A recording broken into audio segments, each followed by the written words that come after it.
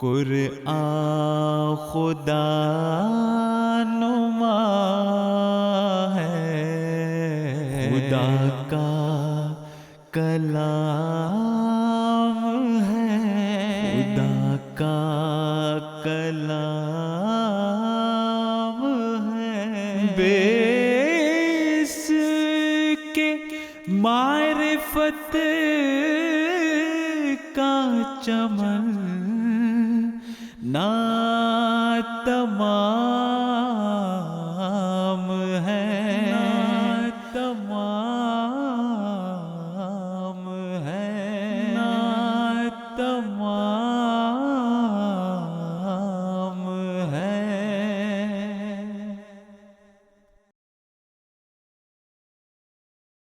بسم اللہ الرحمن الرحیم۔ آج ماہ رمضان المبارک کا 7واں روزہ ہے۔ اس نسبت سے ہم 7ویں پارے سے بعض منتخب آیات سے متعلق حضرت اقدس مسیح موعود علیہ الصلوۃ والسلام اور آپ کے خلفائے کرام کی بیان فرمودہ تفاسیر میں سے بعض باتیں، منتخب باتیں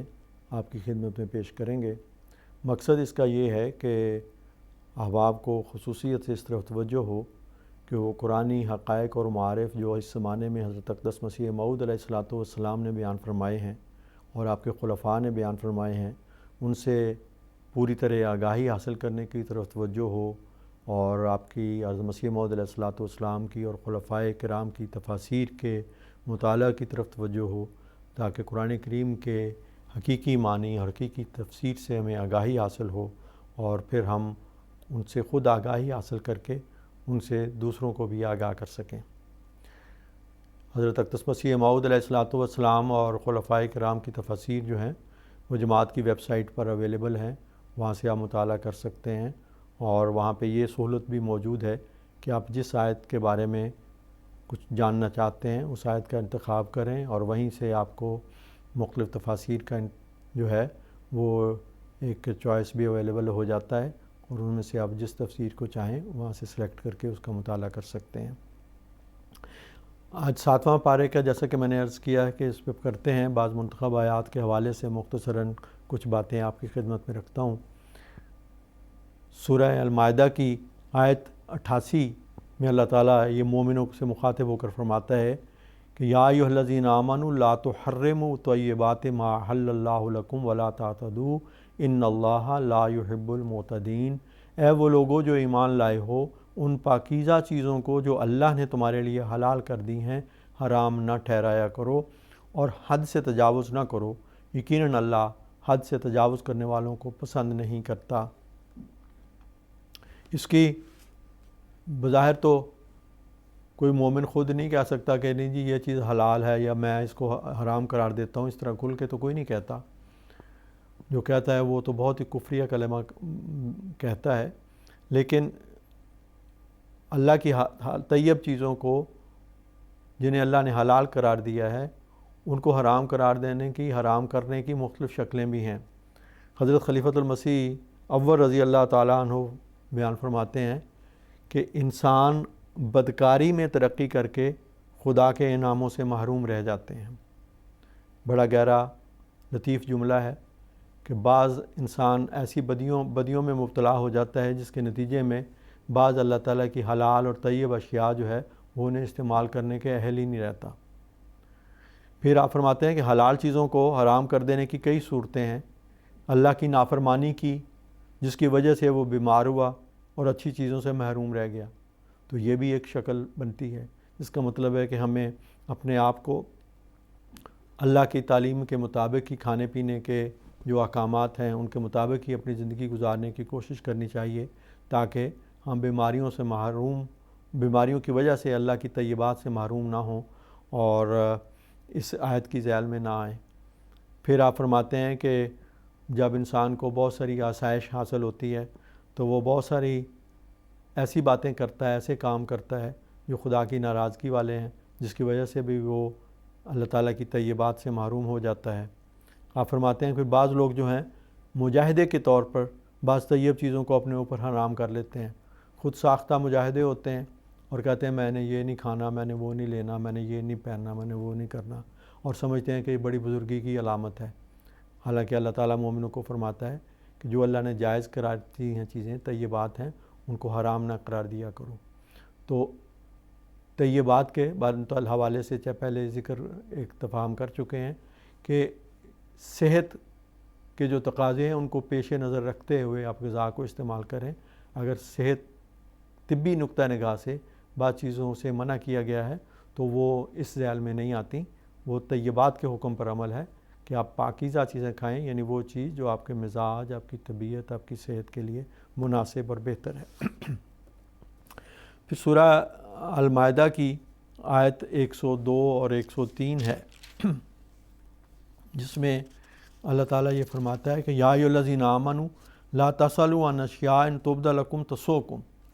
وان تسألوا عنہا حین ینزل القرآن تبد لکم عفی اللہ عنہا واللہ غفور حلیم، اور یہ مضمون پھر آگے چلتا ہے۔ اس ضمن میں حضرت خلیفۃ المسیح اول رضی اللہ تعالیٰ عنہ فرماتے ہیں کہ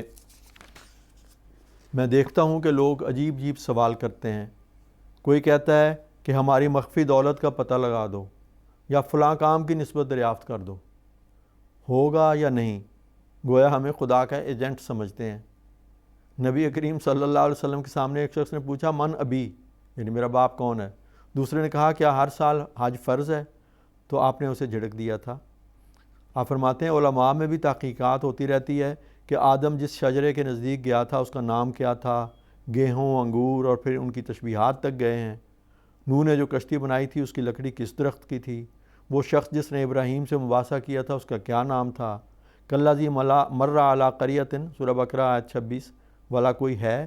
یہاں تک کہ بعض نے اسے ولی اللہ، بعض نے نبی اور بعض نے کافر بھی کہا ہے۔ موسیٰ کے زمانے میں جس بقرہ یعنی گائے کے ذبح کا حکم ہوا تھا وہ گائے تھی یا بیل؟ حضور فرماتے ہیں یہ سوال تو بنی اسرائیل کو بھی نہ سوجا۔ اصحاب کہف کے کتے کی شکل اور رنگ کیا تھا؟ شداد کا باغ کیسا تھا؟ براق کی شکل کیسی تھی؟ آپ فرماتے ہیں ایسی بیہودہ تحقیقوں میں پڑھنے سے وقت ضائع ہوتا ہے اور منشائے الہی جو شریعت کے نزول تھا جاتا رہتا ہے۔ اصل غرض قرآن کی تو تقوی اور اعمال صالحہ، خشیت اللہ کا پیدا کرنا اور خود پسندی اور خود رائی، عجب، بد نظری، دنیا پرستی سے بچنا ہے۔ تو اگر ان فروعات میں اور ایسی غیر ضروری بحثوں میں پڑ جائیں گے تو اس بات کا احتمال ہے کہ جو اصل غرض تھی شریعت کی اس سے صرف نظر ہو جائے اور انسان ادھر ادھر اور باتوں میں پڑا رہے۔ اس سے منع کیا گیا ہے کہ ایسی باتوں کے ایسے سوالات اٹھانے کی بجائے جو اصل مقصود ہے اس کی طرف توجہ دیں۔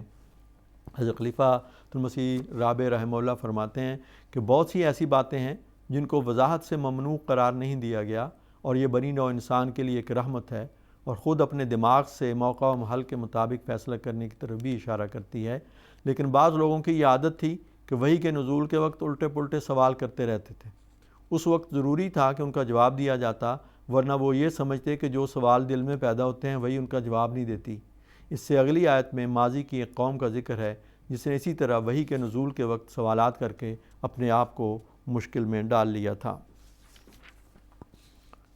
سورہ مائدہ کی آیت 106 میں اللہ تعالیٰ یہ فرماتا ہے یا ایھا الذین آمنوا علیکم انفسکم لا یضرکم من ضل اذا اہتدیتم الی اللہ مرجعکم جمیعا فینبئکم بما کنتم تعملون، کہ اے لوگو جو ایمان لائے ہو تم اپنے ہی نفوس کے ذمہ دار ہو، جو گمراہ ہو گیا تمہیں کوئی نقصان نہیں پہنچا سکے گا اگر تم ہدایت پر رہو۔ اللہ ہی کی طرف تم سب کا لوٹ کر جانا ہے، بس وہ تمہیں اس سے آگاہ کرے گا جو تم کیا کرتے تھے۔ حضرت اقدس مسیح موعود علیہ الصلوۃ والسلام اس آیت کے ضمن میں فرماتے ہیں یعنی اے وہ لوگو جو ایمان لائے ہو پہلے اپنے نفسوں کی اصلاح کرو، پھر تم دوسروں کی اصلاح کے قابل بنو گے۔ لا علیکم انفسکم، اس سے معلوم ہوتا ہے کہ یہ ضروری ہے کہ پہلے اپنے آپ کو درست کیا جاوے۔ جب تک ہم خود اپنے اعمال سے خدا کو راضی نہیں کرتے، دوسروں کو خدا کی رضا کی طرف بلانا عبث ہے۔ جس شخص کے اندر خود روشنی اور نور نہیں وہ دوسروں کو کیا روشنی دے سکتا ہے، اور جو آپ ٹھوکریں کھا رہا ہے وہ دوسروں کو کیا سہارا دے سکتا ہے، جو خود پاک نہیں وہ دوسروں کو کیا پاک کر سکتا ہے، جو شخص محض زبان سے کام لیتا ہے وہ مذہب کو بچوں کا کھیل بناتا ہے۔ ایسے مصلحوں سے بجائے اس کے کہ کوئی فائدہ پہنچے ملک کو سخت نقصان پہنچ رہا ہے۔ فرماتے ہیں کہ میں کہوں گا کہ جو شخص مصلح بننا چاہتا ہے اسے چاہیے کہ پہلے خود اپنی اصلاح کرے، پہلے اپنے اندر روشنی پیدا کرے، تو پھر دوسروں کو بھی اس سے روشنی پہنچ سکتی ہے۔ سورج کو دیکھ لو کہ پہلے خود روشنی حاصل کر کے روشن ہوا تو پھر دوسروں کو روشنی پہنچانے کے قابل ہوا۔ ایسے ہی چاند پہلے خود سورج سے روشنی حاصل کرتا ہے پھر دوسروں کو روشنی پہنچاتا ہے۔ آپ فرماتے ہیں یا ایھا الذین آمنوا علیکم انفسکم، اس سے معلوم ہوتا ہے کہ پہلے اپنے آپ کو درست کرو۔ جس شخص کے اندر خود روشنی اور نور نہیں ہے وہ اگر زبان سے کام لے گا تو وہ مذہب کو بچوں کا کھیل بنا دے گا، اور حقیقت میں ایسے ہی مصلحوں سے ملک کو نقصان پہنچا ہے۔ ان کی زبان پر تو منطق اور فلسفہ جاری رہتا ہے مگر اندر خالی ہوتا ہے۔ خدا تعالیٰ جانتا ہے کہ میں نہایت خیر خواہی سے کہہ رہا ہوں، خواہ کوئی میری باتوں کو نیک ظنی سے سنے یا بدظنی سے، مگر میں کہوں گا کہ جو شخص مصلح بننا چاہتا ہے اسے چاہیے کہ پہلے خود روشن ہو اور اپنی اصلاح کرے۔ دیکھو یہ سورج جو روشن ہے پہلے اس نے خود روشنی حاصل کی ہے۔ پھر آپ فرماتے ہیں ہماری جماعت بھی اگر بیج کا بیج ہی رہے گی تو کچھ فائدہ نہ ہوگا۔ جو ردی رہتے ہیں خدا ان کو بڑھاتا نہیں۔ پس تقوی، عبادت اور ایمانی حالت میں ترقی کرو۔ اگر کوئی شخص مجھے دجال اور کافر وغیرہ ناموں سے پکارتا ہے تو تم اس بات کی کچھ بھی پرواہ نہ کرو، کیونکہ جب خدا میرے ساتھ ہے تو مجھے ان کے ایسے بد کلمات اور گالیوں کا کیا ڈر ہے۔ فرعون نے حضرت موسیٰ علیہ السلام کو کافر کہا تھا۔ ایک زمانہ ایسا آ گیا کہ پکار اٹھا کہ میں اس خدا پر ایمان لایا جس پر موسیٰ اور اس کے متبع ایمان لائے ہیں۔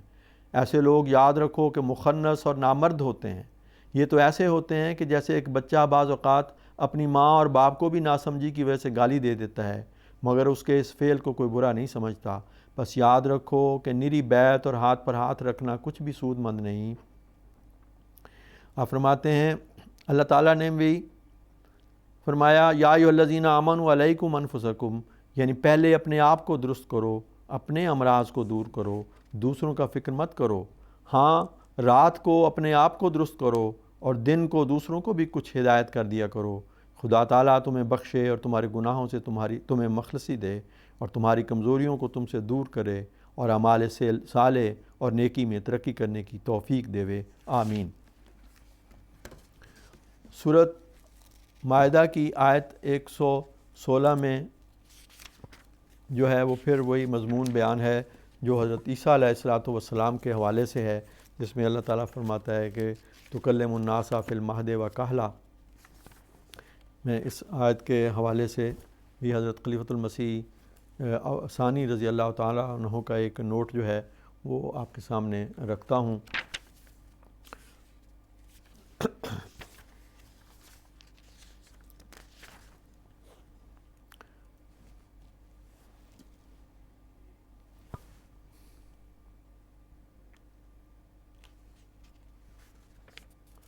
حضور فرماتے ہیں کہ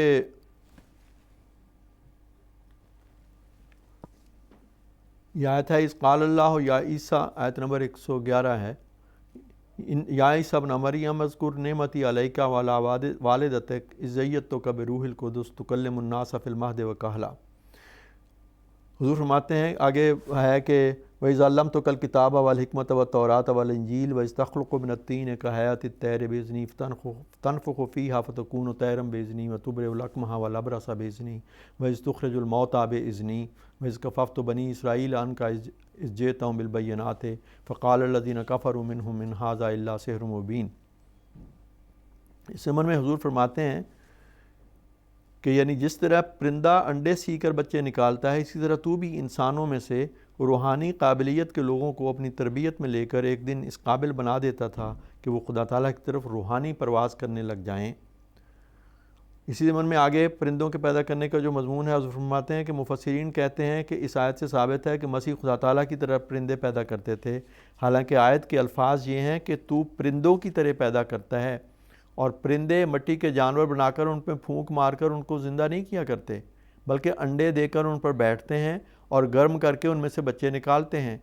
اسی طرح مسیح کرتا تھا کہ تینی صفت لوگوں کو چن کر ان کی تربیت کرتا تھا اور اپنے کلام سے ان کو گرمی پہنچاتا تھا، یہاں تک کہ وہ بے جان انسان روحانی انسان بن جاتے تھے، اور سب نبی ہی ایسا کرتے ہیں۔ مسیح کی اس میں کوئی خصوصیت نہیں۔ تو ان آیات سے جو بعض عیسائی غیر معمولی خصوصیت حضرت عیسیٰ علیہ السلام کی نکالتے ہیں، آپ فرماتے ہیں کہ ایسی بات نہیں، ہر نبی اسی طرح ہی کرتا ہے۔ پھر وہ بعض لوگ کہتے ہیں کہ اس میں دیکھو ذکر ہے کہ عیسیٰ علیہ السلام کے بارے میں کہ تو مردوں کو زندہ کرتا تھا۔ تو حضور فرماتے ہیں کہ مفسرین کہتے ہیں کہ اس سے ثابت ہوتا ہے کہ مسیح مردے زندہ کرتے تھے، حالانکہ قرآن کریم میں صاف لکھا ہے کہ مردے سوائے خدا تعالیٰ کے کوئی زندہ نہیں کرتا۔ چنانچہ اللہ تعالیٰ فرماتا ہے لا الہ الا ہوا یحیی و یمیت ربکم و رب آبائکم الاولین، کہ خدا تعالیٰ کے سوا تمہارا کوئی معبود نہیں، وہی زندہ بھی کرتا ہے اور مارتا بھی ہے، اور وہ تمہارا بھی رب ہے اور تمہارے باپ دادوں کا بھی رب تھا۔ یہی مضمون اور دوسری جگہوں پہ بھی بیان فرمایا ہے۔ تو حضور فرماتے ہیں کہ بس قرآن کریم کی روح سے خدا تعالیٰ ہی مردوں کو زندہ کرنے والا ہے۔ ہاں، مردے زندہ کرنے کا لفظ رسول کریم صلی اللہ علیہ وسلم کے لیے آتا ہے، جیسا کہ اللہ تعالیٰ فرماتا ہے یا ایھا الذین آمنوا استجیبوا للہ وللرسول اذا دعاکم لما یحییکم، یعنی اے مومنو جب خدا اور اس کا رسول تم کو زندہ کرنے کے لیے بلائیں تو ان کی بات مان لیا کرو۔ یہاں مفسرین یہ معنی کر دیتے ہیں کہ روحانی تربیت کے لیے بلائیں تو خدا اور رسول کی بات کا جواب دیا کرو، لیکن جب مسیح کی نسبت یہی احیاء کا لفظ آتا ہے تو اس کے معنی یہ کرتے ہیں کہ وہ سچ مچ کے مردے زندہ کیا کرتے تھے، اور اس طرح اس کو خدا قرار دیتے ہیں اور عیسائیوں کی مدد کرتے ہیں۔ انا للہ و انا الیہ راجعون۔ تو ان آیات سے جو بعض لوگ غلط استدلال کرتے ہیں اور حضرت عیسیٰ علیہ السلام کی عملاً توہین کے مرتکب ہوتے ہیں اور قرآن کی طرف ایسے معنی منسوب کرتے ہیں جن کو قرآن کریم جن کی تائید نہیں کرتا بلکہ ان کو جھٹلاتا ہے، اور یہ بتاتا ہے نبیوں کے جو کام ہیں دراصل اس کا اس میں ذکر کیا گیا ہے، اور حضرت مسیح علیہ السلام نے بھی اسی طرح مردے زندہ کیے جس طرح ہر نبی کرتا ہے، یعنی روحانی طور پر انہیں زندگی بخشتا ہے۔ پھر سورۃ المائدہ کی آیت 117 118 ہے، اس میں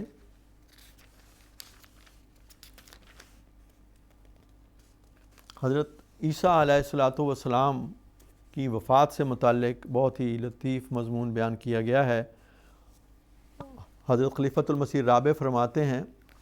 کیونکہ ان آیات میں اللہ تعالیٰ حضرت عیسیٰ علیہ السلام سے مخاطب ہو کر فرماتا ہے کہ کیا تو نے لوگوں سے کہا تھا کہ مجھے اور میری ماں کو اللہ کے سوا دو معبود بنا لو؟ وہ کہے گا پاک ہے تو، مجھ سے ہو نہیں سکتا کہ ایسی بات کہوں جس کا مجھے کوئی حق نہ ہو۔ اگر میں نے وہ بات کہی ہوتی تو ضرور تو اسے جان لیتا۔ تو جانتا ہے جو میرے دل میں ہے اور میں نہیں جانتا جو تیرے دل میں ہے، یقیناً تو تمام غیبوں کا خوب جاننے والا ہے۔ میں نے تو انہیں اس کے سوا کچھ نہیں کہا جو تو نے مجھے حکم دیا تھا کہ اللہ کی عبادت کرو جو میرا بھی رب ہے اور تمہارا بھی رب ہے، اور میں ان پر نگران تھا جب تک میں ان میں رہا، بس جب تو نے مجھے وفات دے دی فقط ایک تو ہی ان پر نگران رہا اور تو ہر چیز پر گواہ ہے۔ یہ آیات حضرت عیسیٰ علیہ السلام کی وفات پر بہت ہی زبردست دلیل ہیں۔ حضور خلیفۃ المسیح رابع اس پہ ان آیات پہ نوٹ دیتے ہوئے فرماتے ہیں، اس آیت کریمہ میں ذکر ہے کہ حضرت مسیح بروز قیامت کہیں گے کہ میں نے کبھی بھی لوگوں کو یہ تعلیم نہیں دی کہ مجھے اور میری ماں کو خدا کے سوا معبود بنا لو۔ یہ بات بائبل سے قطعی طور پر ثابت ہے۔ ایک بھی آیت انجیل میں ایسی نہیں جس میں مسیح نے کہا ہو کہ مجھے اور میری ماں کو خدا کے سوا معبود بنا لو، بلکہ جب شیطان نے آپ کو آزمانے کے لیے کہا کہ مجھے سجدہ کرو، تب بھی آپ نے جواباً یہ نہیں فرمایا کہ تم مجھے سجدہ کرو۔ پھر یہ جو 118 آیت ہے اس پہ آپ فرماتے ہیں کہ اس آیت کریمہ میں عیسیٰ علیہ السلام کی وفات کا صراحتاً ذکر ہے، اور اس سے یہ بھی ثابت ہوتا ہے کہ جب تک حضرت عیسیٰ علیہ السلام زندہ رہے ان کی اپنی قوم یعنی بنی اسرائیل میں شرک نہیں پھیلا۔ جب آپ فلسطین سے ہجرت کر گئے تو سینٹ پال نے یونانیوں کو جو بنی اسرائیل نہیں تھے گمراہ کیا اور انہوں نے حضرت عیسیٰ علیہ السلام کو معبود بنا لیا۔ بنی اسرائیل جو حضرت عیسیٰ علیہ السلام کی قوم دعوت تھی ان میں حضرت عیسیٰ علیہ السلام کی زندگی میں شرک نہیں پھیلا۔ ان آیات کے حوالے سے حضرت اقدس مسیح موعود علیہ السلام نے بھی بڑی تفصیل سے اس کے مختلف پہلوؤں پر روشنی ڈالی ہے، اور یہ حضرت اقدس مسیح موعود علیہ الصلوۃ والسلام کی بیان فرمودہ تفسیر میں وہ سب دلائل جو ہیں وہ ان آیات سے جو استنباط کیے گئے ہیں وہ اکٹھے کر دیے گئے ہیں۔ ان سب کا تو ذکر یہاں پہ کرنا ممکن نہیں ہے، میں صرف چند ایک جگہ سے چند ارشادات جو ہیں وہ آپ کے سامنے رکھتا ہوں۔ آپ فرماتے ہیں قرآن شریف کے کسی مقام سے ثابت نہیں کہ حضرت مسیح اسی خاکی جسم کے ساتھ آسمان کی طرف اٹھائے گئے، بلکہ قرآن شریف کے کئی مقامات میں مسیح کے فوت ہو جانے کا صریح ذکر ہے، اور ایک جگہ خود مسیح کی طرف سے فوت ہو جانے کا اقرار موجود ہے، اور وہ یہ ہے کنت علیہم شہیدا ما دمت فیہم فلما توفیتنی کنت انت الرقیب علیہم وانت علی کل شیء شہید۔ اب جب کہ فوت ہو جانا ثابت ہوا تو اس سے ظاہر ہے کہ ان کا جسم ان سب لوگوں کی طرح جو مر جاتے ہیں زمین میں دفن کیا گیا ہوگا، کیونکہ قرآن شریف بصراحت ناطق ہے کہ فقط ان کی روح آسمان پر گئی، نہ کہ جسم۔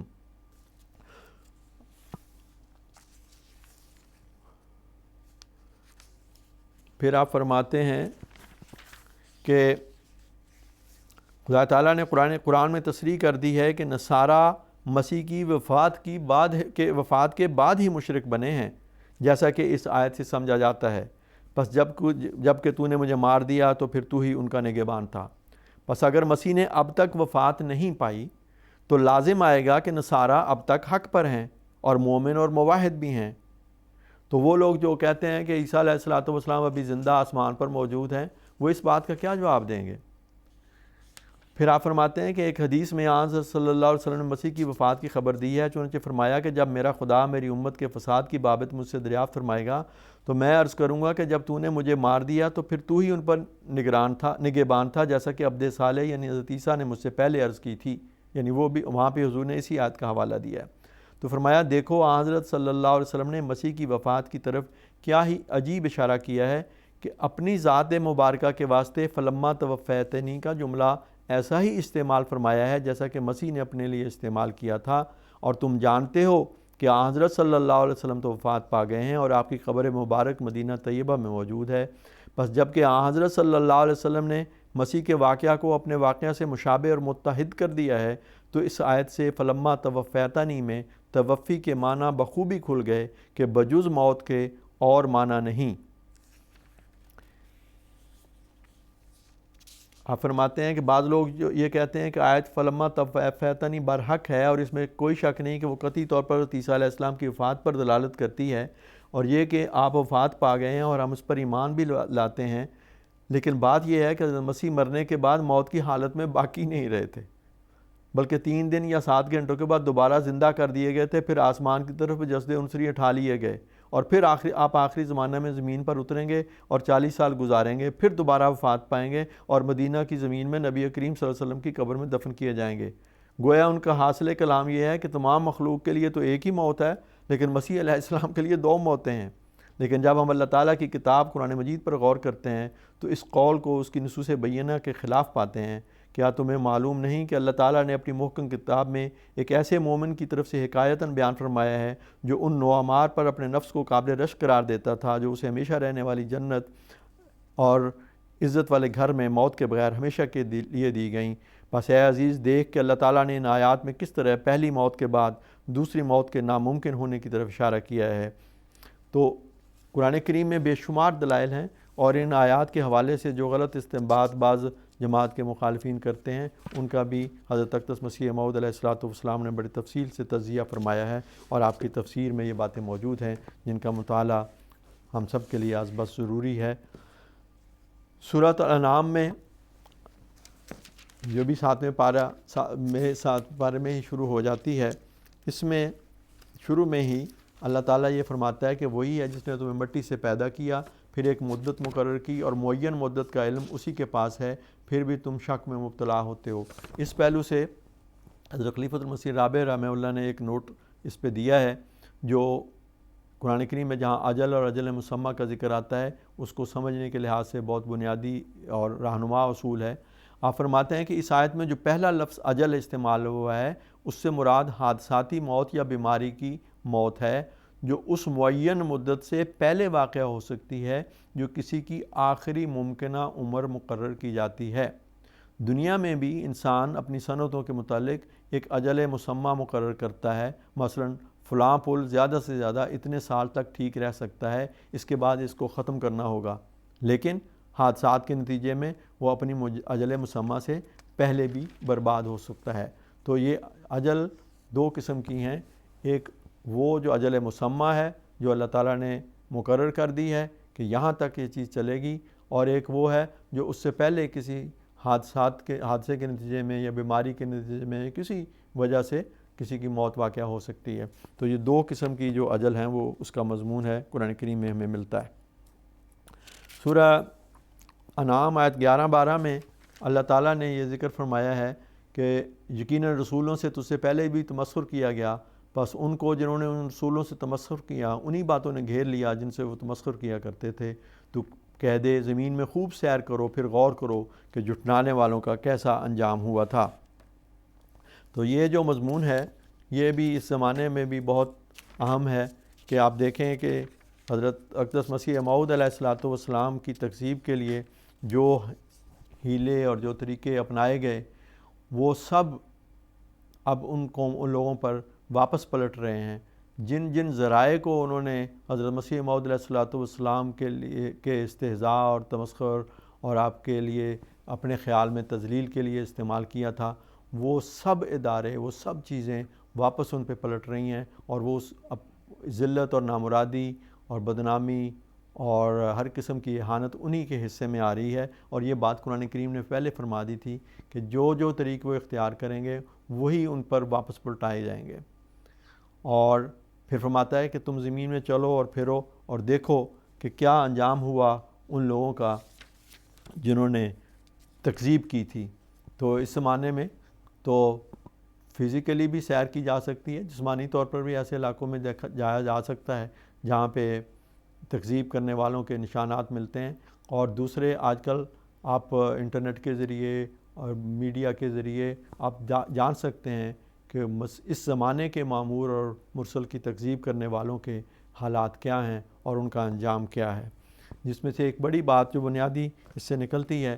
کہ چونکہ وہ تکذیب کرتے ہیں، خدا کے مامور کو جھوٹا کہتے ہیں، اور یہ جھوٹا کہنا یہ جو ہے یہ بھی استہزاء کے لیے ایک طریق اختیار کیا جاتا ہے۔ اس طرح وہ ان پہ پلٹتا ہے کہ وہ ساری قوم جھوٹ میں مبتلا ہو جاتی ہے، اور ان کا جھوٹ اس طرح پھر عیاں ہو جاتا ہے ان مکذبوں کا کہ ساری دنیا دیکھتی ہے کہ یہ جو ایک سچے کو جھٹلانے والے تھے وہ خود جھوٹے ہو رہے ہیں۔ اگر یہ اپنی تکذیب میں سچے ہوتے اور خدا کا وہ مامور جھوٹا ہو تو پھر ان کے ساتھ وہ سلوک نہیں ہونا چاہیے تھا کہ یہ ساری قوم جھوٹ میں پڑ جائے۔ تو اب آپ دیکھیں گے کہ اس پہلو سے قرآن کریم کی اس آیت پہ اللہ تعالیٰ فرماتا ہے تو کہہ دے، جس کا مطلب ہے کہ ہمارا فرض ہے کہ ہم غور کریں اور دیکھیں، ہر قرآن کو ماننے والے کا یہ فرض ہے کہ وہ دیکھے کہ مسیح موعود علیہ السلام کی تکذیب کرنے والے کہاں ہیں، ان کے ساتھ خدا کا سلوک کیا ہے، ان کا انجام کیا ہو رہا ہے، اور جس کی وہ تکذیب کر رہے تھے، جس کو اپنے خیال میں وہ جھوٹا کہہ رہے تھے، اس کی سچائی کس طرح روز روشن کی طرح ساری دنیا میں پھیلتی اور ثابت ہوتی چلی جاتی ہے۔ تو یہ جو اللہ تعالیٰ نے حکم دیا ہے کہ چلو پھرو دیکھو غور کرو، تو رمضان کے ان ایام میں خاص طور پہ تمام مومنین کو، مسلمین کو اس طرف بھی توجہ کرنی چاہیے کہ یہ دیکھیں کہ جس کی تکذیب پر وہ موریں لگاتے چلے جاتے ہیں، اس کی سچائی کو پرکھنے کی کوشش بھی نہیں کرتے، خود ان کا کیا انجام ہو رہا ہے، اور اس قرآن آیت کی روشنی میں وہ سچائی کو پا سکتے ہیں۔ پھر سورہ انعام کی آیت نمبر 22 میں بھی یہی مضمون ایک اور رنگ میں ہے کہ وَمَنْ أَظْلَمُ مِمَّنِ افْتَرَىٰ عَلَى اللَّهِ كَذِبًا أَوْ كَذَّبَ بِآيَاتِهِ إِنَّهُ لَا يُفْلِحُ الظَّالِمُونَ۔ اس سے بڑھ کر ظالم کون ہو سکتا ہے جس نے اللہ پر کوئی جھوٹ گھڑا یا اس کی آیات کی تکذیب کی، یقیناً ظالم لوگ کامیاب نہیں ہوتے۔ تو دو صورتیں ہیں، یا تو وہ شخص جو خدا کی طرف سے ہونے کا دعویٰ کر رہا ہے وہ مفتری ہے، اس نے اپنے پاس سے باتیں گڑھ لی ہیں، وہ واقعتاً خدا کی طرف سے نہیں آیا، یا پھر وہ تو سچا ہے لیکن جو اس کو جھٹلا رہے ہیں، جو ان نشانات کی تکذیب کر رہے ہیں جو اس کے ہاتھ پر ظاہر ہوئے، وہ جھوٹے ہیں اور پھر وہ ظالم کہلائیں گے۔ تو اللہ تعالیٰ فرماتا ہے کہ خلاصہ یہ ہے کہ جو ظالم ہیں وہ کامیاب نہیں ہوں گے۔ اب یہ بھی دیکھنا یہ ہے کہ جو اللہ کی طرف سے ہونے کا دعویٰ کرتا تھا وہ کامیاب ہو رہا ہے یا ناکام ہوا ہے، اور جو اس کی تکذیب کر رہے ہیں وہ اپنے ارادوں میں کامیاب ہوئے ہیں یا وہ ان میں ظلم پھیل گیا ہے۔ تو آپ دیکھ لیں اس زمانے میں حقیقت بہت واضح ہے کہ اس زمانے کے مامور و مرسل حضرت صلی اللہ علیہ وسلم کے مطیع مسیح موعود اور امام مہدی کو جو جھٹلانے والے ہیں، ان کی حالت یہ ہے کہ وہ مختلف قسم کے ظلموں میں مبتلا ہو گئے ہیں، ظالم ہو گئے ہیں، ایک دوسرے پر ظلم کرتے ہیں، اور ان کے اس ظلموں کی پاداش میں وہ خدا تعالیٰ کی گرفت میں ہیں اور طرح طرح کے عذاب اور مصیبتوں میں وہ مبتلا ہیں۔ تو یہ جو مضمون ہے یہ بھی اس مہینے میں خاص طور پر قابل غور ہے، اور تمام مومنین مسلمانوں کو اس بات پر توجہ کرنی چاہیے اور خدا تعالیٰ کے ان آیات کو پڑھ کے صرف آنکھیں بند کر کے گزر نہیں جانا چاہیے، بلکہ دیکھنا چاہیے کہ اللہ تعالیٰ کا سلوک ان کے ساتھ کس قسم کا سلوک ہو رہا ہے۔ ظالم کبھی کامیاب نہیں ہوتا، جو تکذیب کرنے والے ہیں ہمیں تو یہی دکھائی دے رہا ہے کہ وہ ظلم میں بڑھتے چلے جاتے ہیں، یہاں تک کہ اس ظلم کی وجہ سے خود ان کی چیخیں بلند ہو رہی ہیں اور ساری دنیا ان کو دیکھ رہی ہے۔ اللہ تعالیٰ ہم سب کو اس بات کی توفیق دے کہ ہم قرآن کریم کو نہ صرف پڑھیں بلکہ اس کے معنی اور مطالب سے آگاہی بھی حاصل کریں، اور ان میں جو سبق اللہ تعالیٰ نے دیے ہیں وہ سبق بھی سیکھیں اور سچائی اور راستی کا ساتھ دیں، سچوں کے ساتھ ہوں، اور تکذیب کرنے والوں میں ہمارا شمار نہ ہو بلکہ ان لوگوں میں ہمارا شمار ہو جو اللہ تعالیٰ کی باتوں پر ایمان لانے والے ہیں، تاکہ ہم کامیابی کی راہوں میں آگے سے آگے بڑھتے چلے جائیں۔ قرآن خدا نما ہے، خدا کا کلام ہے، خدا کا کلام ہے، بے اس کے معرفت کا چمن نہ تمام ہے، نہ تمام ہے، نہ تمام